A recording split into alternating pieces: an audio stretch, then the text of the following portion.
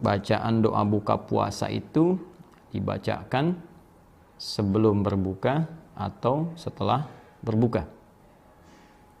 Baik, bacaan doa berbuka puasa dibacakan sebelum berbuka atau setelah berbuka. Barangkali lebih tepatnya saat berbuka mungkin ya. Nah, kalau sebelum berbuka ya waktunya belum tiba. Pada asar itu sebelum berbuka, pada zuhur sebelum berbuka ya, mustahil kita baca doa buka puasa sebelum buka puasa. Ya, kalau setelah berbuka mungkin agak mendekati ya. Ya, kita lihat dulu misalnya kita ambil salah satu doa yang jarang diperdebatkan ya. Ada di hadis riwayat At-Tirmidzi ya, nomor hadis 2357, riwayat sahabat Ibnu Umar radhiyallahu taala anhuma atau Abdullah bin Umar radhiyallahu taala anhuma. Adalah Nabi SAW ketika beliau kemudian berbuka membaca doa dhahabadz dhama'u wabtallatil 'uraqu wa thabatal ajru insyaallah.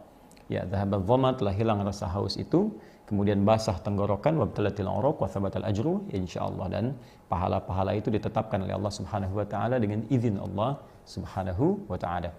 Dalam mengamalkan doa ini terdapat dua pendapat di antara ulama, setidaknya terbagi pada dua bagian.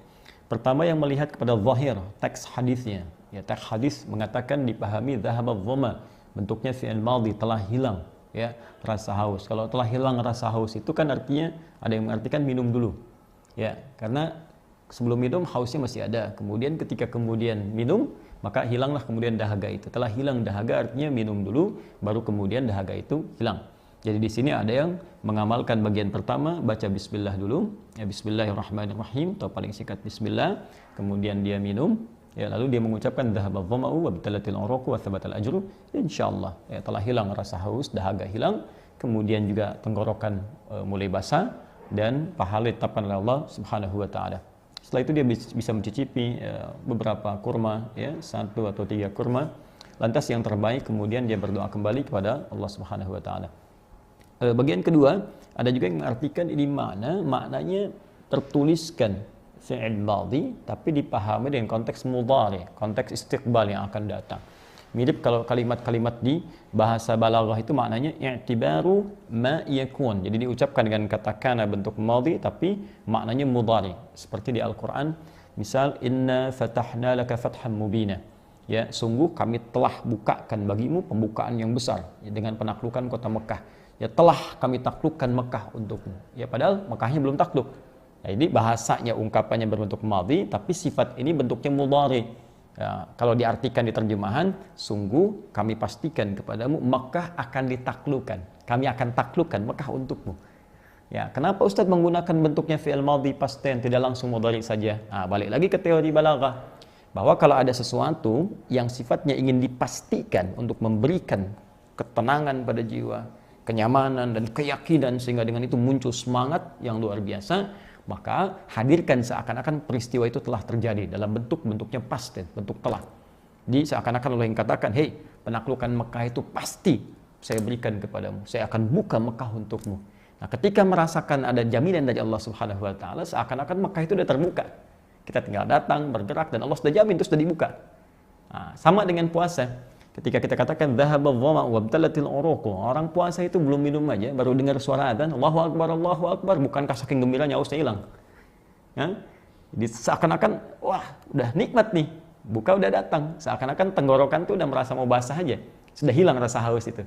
Sehingga ada yang mengartikan doa itu dibaca sebelum berbuka, dhahabadz dhama'u wabtallatil 'uraqu wa thabatal ajru insyaallah. Ya Allah, hilang nih dahaga, alhamdulillah. Artinya akan hilang dahaga dengan saya buka sekarang.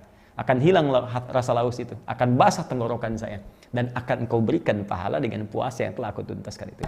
Lalu dia minum bismillahirrahmanirrahim, kemudian dia minum. Artinya dua ini sesungguhnya tidak perlu dipertentangkan, mau dibaca sebelum, mau dibaca setelah, itu tidak ada masalah. Yang penting gunakan sunnah ini untuk berdoa. Dan jangan lupa, yang terpenting adalah doa ini baru pengantar teman-teman, baru pengantar. Karena riwayat-riwayat lain menyebutkan bahwa perbanyak doa saat berbuka. Seperti hadis yang sahih disampaikan pada Nabi SAW, "Thalathatun la turaddu da'watuhum." Ada 3 golongan yang sulit ditolak doanya, tidak ditolak doanya. Ya, siapa mereka? Satu, al-imamul adil, pemimpin yang adil. Pemimpin yang adil, doanya diterima oleh Allah Subhanahu wa taala. Kemudian yang kedua, as-shaima hatta yuftira, orang puasa sampai buka. Di saat berbuka itu Masya Allah saat-saat mustajab doa, saat-saat mustajab. Diminta kepada Allah, hina yuftir, saat dia berbuka, minta. Jadi ketika Anda katakan wa tsabatal ajru insyaallah, pahala akan diberikan oleh Allah, ajrun. Nah, maka ada dua jenis pahala yang diberikan oleh Allah untuk orang puasa. Ya, yang pertama, dan dua-duanya menggembirakan, memberikan kegembiraan orang puasa. Yang pertama, mengabulkan doa yang dia mohonkan. Yang kedua, memberikan pahala puasa saat tiba di akhirat. Dua ini. Makanya di hadis lain dikatakan farhatani, dua kegembiraan untuk orang puasa. Lis-shaimi farhatani, bagi orang puasa punya dua kegembiraan. Farhatun hina yuftir. Ya, yang pertama saat dia berbuka. Kenapa dia berbuka gembira? Salah satunya karena doanya langsung diterima oleh Allah Subhanahu wa taala. Dan yang kedua, ketika dia datang di hari kiamat, Allah berikan pahala-pahala puasa yang melimpah baginya. Karena itu, jangan terjebak dengan persengketaan apakah sebelum buka ataukah setelah kemudian berbuka. Ya, yang penting adalah bacakan doa itu, lalu perbanyak doa minta kepada Allah. Ya Allah, berkahi puasa saya. Terima puasa saya. Karena kita tidak tahu apa yang kita lakukan apakah diterima atau tidak oleh Allah. Ya Allah, berkahi keluarga saya, berkahi rezeki saya. Ya Allah, mohon berikan kemuliaan kepada saya. Ya Allah, berikan kemuliaan kepada keluarga-keluarga saya. Nah, ini yang kemudian kita perbanyak untuk memohon kepada Allah Subhanahu wa taala. Ya Allah, untukmu aku berpuasa, mohon terima puasaku. Dan ini rizki ya Allah, Engkau telah berikan padaku, berkahi pada rizki itu. Ya Allah, mohon ampuni dosa-dosaku. Ya Allah, berikan rahmat kepadaku. Minta dan mohonkan kepada Allah Subhanahu wa taala. Ketika Anda bacakan ini dengan niat ikhlas, semoga itu bagian yang diijabah oleh Allah Subhanahu wa taala.